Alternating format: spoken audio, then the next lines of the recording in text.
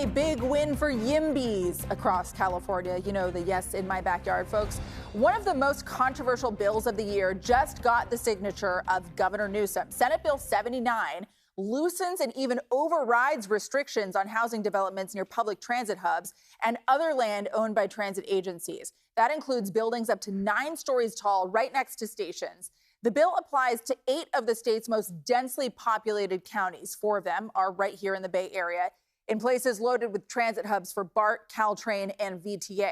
Advocates say this could put a major dent in the housing crisis, but as long as the project meets certain requirements, local officials and neighbors won't be able to stop it, and that's what has the opponents of this worried. Da Lin spoke with both sides today.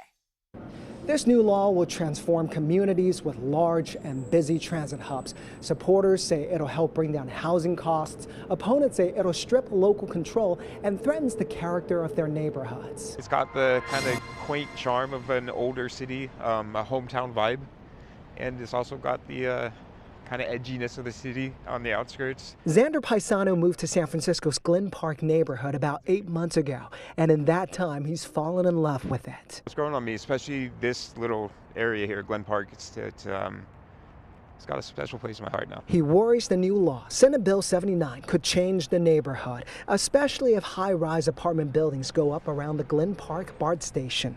But he also supports the bill's intention, making homes more affordable. If it can lower the rent, that's always a good thing. But with that, there's pluses and negatives as well. One of the main supporters, California YIMBY, spent 8 years pushing for this bill before the governor finally signed it into law. It's a moment of validation, it's a moment of celebration, and really it's a moment for the work to get started in actually implementing these laws.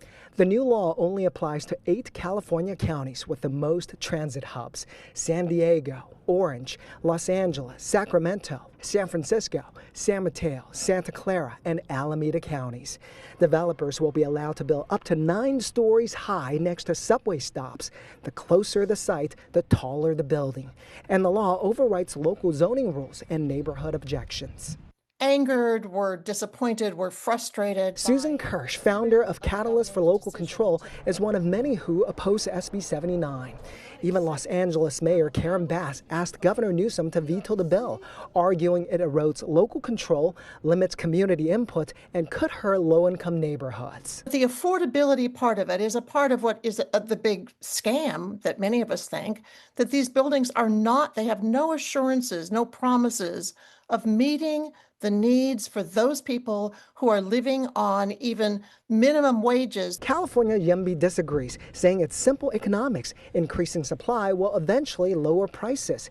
State Senator Scott Wiener, the bill's author, says local housing policies in many cities have created the affordability crisis, and it's time for the state to step in. For a long time, we had essentially pure local control on housing, and so it was a race to the bottom. The state has an obligation for human health and well-being to step in when you have local control that's run amok and really is actually hurting a lot of people. Paisano says he understands both sides and feels caught in the middle. He still believes local residents should have a voice, but he's also fed up with sky-high housing costs. Change is coming. Bob Dylan said it the best, right? Times they are changing. We have to be prepared for the change. The new law takes effect next summer on July 1st, 2026, but some opponents say they're already considering a legal challenge. Bay Area Council President and CEO Jim Wonderson praised the new measure, saying in part, quote, amid rising rents and already too high home prices, measures like these are critical to making housing more affordable, increasing ridership on transit, and giving people the option of living closer to where they work.